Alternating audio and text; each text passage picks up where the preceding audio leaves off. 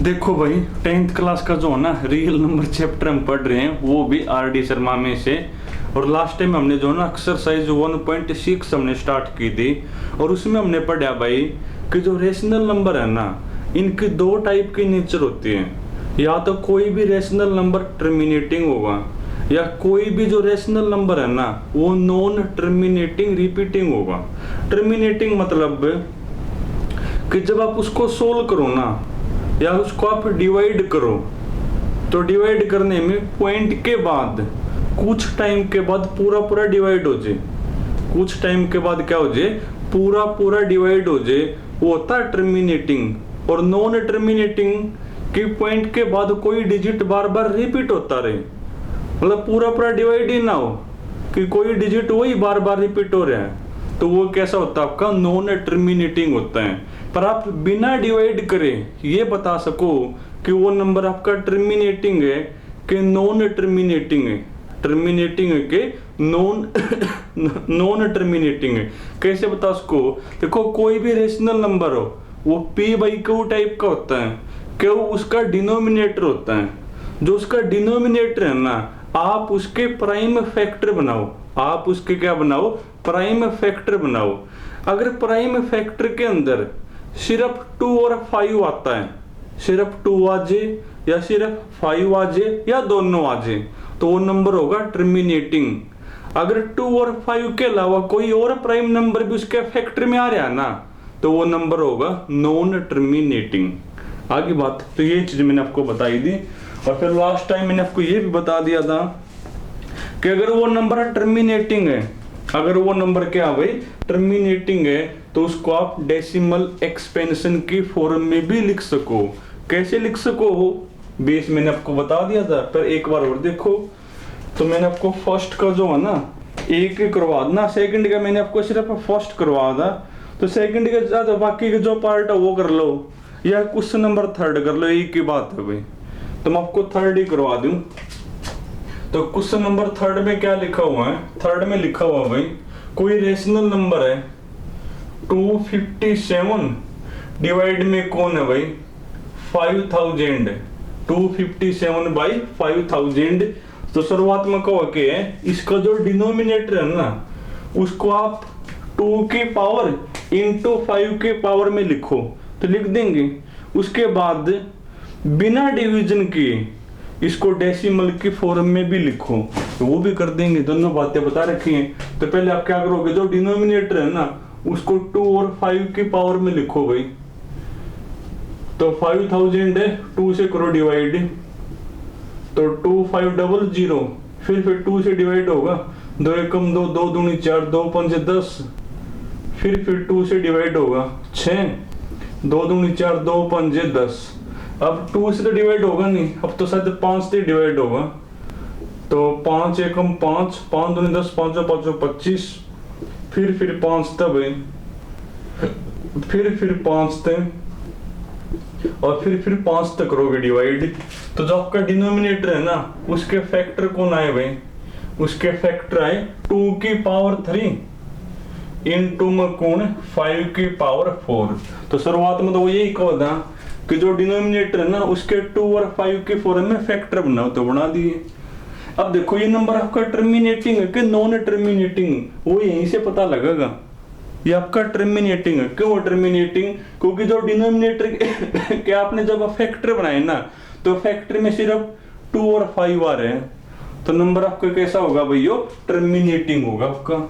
उसके बाद अगर टर्मिनेटिंग है तो ही आप उसको डेसिमल के फॉर्म में लिख पाओगे। अगर नॉन टर्मिनेटिंग है तो उसका डेसिमल एक्सपेंशन आप नहीं लिख सकते भाई। तो ये टर्मिनेटिंग है ना, तो इसको डेसिमल एक्सपेंशन की फॉर्म में लिख सको। क्या वैसे बता दा, अगर आपने कोई भी नंबर डेसिमल एक्सपेंशन की फॉर्म में लिखना हो, तो आप 2 और 5 की पावर सेम बनाओ। 2 और 5 की क्या बनाओगे? Same power. सेम भी कौन सी? 2 और 5 में से जिसकी बड़ी पावर है ना वो वाली सेम बनाओगे। देखो 2 और 5 में से 5 की पावर बड़ी है ना, तो वही 2 की बना लो। अब 5 की 4 है तो 2 की भी 4 बनाओगे। अब 2 की 3 तो है ना, एक पावर की कमी है, तो 2 के 1 तक करो डिवाइड। अगर आपने 2 की पावर 1 तक डिवाइड करे तो 2 की 1 तक मल्टीप्लाई भी करना पड़ेगा। तो 2 से मल्टीप्लाई, 2 से करो डिवाइड, तो 257, तो यहाँ 2 की 4 हो जाएगा और 5 की 4, तो 2 से मल्टीप्लाई भी करना, ऊपर मल्टीप्लाई, तो 2 से 14, 2 5 10 और 1 11 भाई, 2 दूनी 4 1 5, और नीचे देखो 2 इंटू 5 10, तो 10 की 4 है ये, 10 की पावर 4 भाई। अब इसको लिख दो डेसिमल की फॉर्म में। अब 10 की पावर 4 है ना, यानी 4 डिजिट के बाद गुणा होगा, पॉइंट आओगा, तो 4 डिजिट के बाद आपका डेसिमल आ जाएगा। तो 3 तो है, तो एक 0 लिखनी पड़ेगी भाई, तो आपका वो नंबर ही होगा 0.0514 बनेगा। तो लिख दिया आपने डेसिमल के फॉर्म में। तो आसान है भाई, कुछ खास है नहीं। तो सेकंड के जो बाकी के पार्ट है वो आप करोगे, उनमें भी यही है कि पहले आपने टर्मिनेटिंग है कि नॉन टर्मिनेटिंग है वो बताना है। आप डिनोमिनेटर के फैक्टर बनाओ, अगर उनमें सिर्फ 2 और 5 आ जाए तो टर्मिनेटिंग होगा, इसके अलावा कोई और भी आ जाए तो नॉन टर्मिनेटिंग।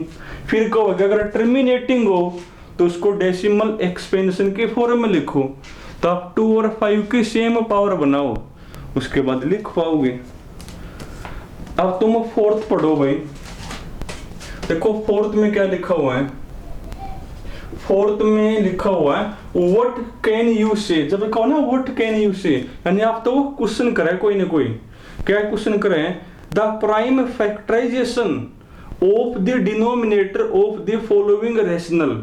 ये जो रेशनल आपके लिखे हुए हैं ना फोर्थ के पार्टा में, तो आप इनके जो डिनोमिनेटर हैं क्या उसके प्राइम फैक्टर बना सकते हो। फोर्थ के जो 4 पार्ट हैं तो इनके जो डिनोमिनेटर हैं क्या उनके प्राइम फैक्टर आप बना सकते हो, ये आपने बताना है। और जब ये कहो ना प्राइम फैक्टर यानी जो डिनोमिनेटर है ना क्या उसको 2 और 5 के फॉर्म में लिख सको, ये मतलब है। प्राइम तक का 7 भी होता है, 11 भी होता है, पर वो मतलब नहीं है यहाँ पे। यहाँ पे वो क्या कहो है कि फोर्थ में जो आपके 4 पार्ट है ना, इन 4 पार्ट के जो डिनोमिनेटर हैं क्या उनको 2 और 5 के फॉर्म में आप लिख सको, तो चेक कर लेंगे। हाँ ये बात पक्की है, अगर वो नॉन टर्मिनेटिंग है फिर तो आप लिख ही नहीं सकते भाई, सिर्फ टर्मिनेटिंग के ही बना सको। जैसे आपका फोर्थ का फर्स्ट है, तो फोर्थ के फर्स्ट में जो नंबर है वो कौन है मेरा 43.123 है भाई, 1 2 3 4 5 4 5 6 7 8 और 9 है। तो क्या इसका जो डिनोमिनेटर है, तो पहले आप इसको हटाओ ये पॉइंट, तो पॉइंट तो पहले क्या डिजिट है 9 है ना, तो जब आप पॉइंट को हटाओगे तो ये होगा 10 की पावर 9 बनेगा। देखो 10 को ऊपर तो लिखोगे जो भी है 4 3 1 2 3 4 5 6 7 8 और 9। देखो 10 को आप लिख सको 2 इंटू 5, तो 2 की भी पावर 9 और इंटू में कौन है 5 की भी पावर। तो देखो जो डिनोमिनेटर है ना, जो डिनोमिनेटर है तो उसके प्राइम फैक्टर आप बना पाए, उसके प्राइम उसको 2 और 5 के फॉर्म में लिख पाए ना, तो हाँ इसको आप लिख सको फर्स्ट पार्ट को। जो सेकंड और थर्ड दोनों सेम है भाई, तो कोई सा ही कर लो। जैसे आपको मैं थर्ड ही करवा दूं, तो फोर्थ के फर्स्ट का जो डिनोमिनेटर है इसके प्राइम फैक्टर आप बना पाए थे तो बना सकते हो भाई। अब फोर्थ का सेकंड है भाई, मैं थर्ड करवा दूं, सेकंड तुम कर लेना। इसमें लिखा हुआ 27.142857 28 और इस पूरे के ऊपर बार है भाई, पूरे के ऊपर क्या है बार है, इसको बोलते हैं बार। इसका क्या नाम होता है भाई बार। अब इसका मतलब क्या पहले वो समझो। बार का मतलब होता है भाई अगर कोई डिजिट पॉइंट के बाद बार बार आता है ना, उस बार बार को आने से रोकने के लिए ये बार लगाते हैं। जैसे यहाँ देखो, जैसे मान ऐसे लिखा हुआ है 0.7888 अप टू सोन, तो देखो पॉइंट के बाद 8 आपका बार बार आ रहा है ना, तो इस बार बार को आने से रोकने के लिए तो 8 को ऊपर क्या लगा देते हैं बार। तो पॉइंट के बाद बार का मतलब होता है कि वो डिजिट आपका बार बार आ रहा था, तो उस बार बार को रोकने के लिए आपने क्या लगा रखे हैं, बार लगा रखे हैं। तो ये जो 1 4 2 8 5 7 आपका बार बार रिपीट हो रहे हैं। अगर बार बार रिपीट हो रहे हैं, पूरा पूरा आपका डिवाइड ही नहीं हो रहा है, तो फिर नंबर कैसा होगा आपका, नॉन टर्मिनेटिंग। और अगर नंबर नॉन टर्मिनेटिंग है उसके तो आप डिनोमिनेटर के प्राइम फैक्टर बना ही नहीं सकते, आप सिर्फ टर्मिनेटिंग के बना सको। ये तो आपका नॉन टर्मिनेटिंग हो गया। अरे नॉन टर्मिनेटिंग आपने डेफिनेशन एक और ये भी पढ़ी थी ना कि पॉइंट के बाद अगर डिजिट बार बार रिपीट हो रहा है, पूरा पूरा डिवाइड ही ना हो, वो नॉन टर्मिनेटिंग होगा। अब ये 1 इसका मतलब है ये 1 4 2 8 5 7 बार बार आ रहे हैं, यानी पूरा पूरा डिवाइड ही नहीं हो रहे हैं। जब ये नंबर ही आपका नॉन टर्मिनेटिंग है तो उसके तो फिर आप डिनोमिनेटर के प्राइम फैक्टर बना ही नहीं सकते, तो नहीं बना सकते इसके भाई। वही आपका फोर्थ पार्ट है। फोर्थ पार्ट में भी क्या है भाई, 1 2 0 1 2 0 ये आपका बार बार रिपीट हो रहा है ना, 0.1 2 0 1 2 0 देखो ये बार बार रिपीट हो रहे हैं, तो ये भी नंबर आपका कैसा, नॉन टर्मिनेटिंग है। अगर नंबर आपका नॉन टर्मिनेटिंग है उसके तो डिनोमिनेटर के प्राइम फैक्टर आप बना ही नहीं सकते, आप सिर्फ टर्मिनेटिंग के बना सको, तो नॉन टर्मिनेटिंग आपने। फिफ्थ पढ़ो भाई।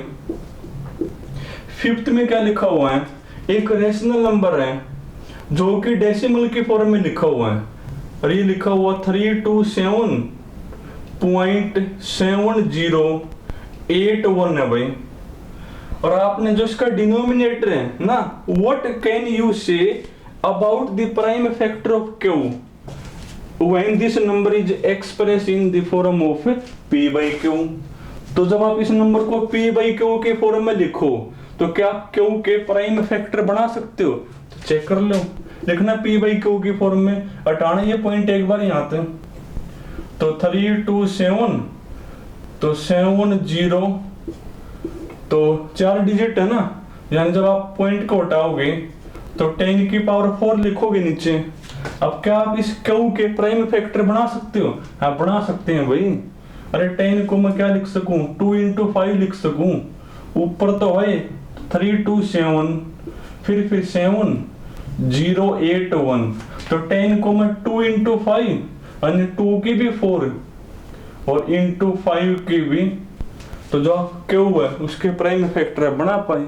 वही पूछा था अपने ने कि व्हाट कैन यू से, यानी अब तक क्वेश्चन करा वो कि आप क्या इसके प्राइम फैक्टर बना सकते हो, हाँ इसके प्राइम फैक्टर हमने बना दिए। तो ये आपकी 1.6 पूरी होगी भाई, बल्कि आपका चैप्टर ही कंप्लीट हो गया। तो कल जो है ना नेक्स्ट चैप्टर करेंगे स्टार्ट, तो ये चैप्टर आपने कंप्लीट करना है भाई, तो ये चैप्टर आपका हो गया कंप्लीट।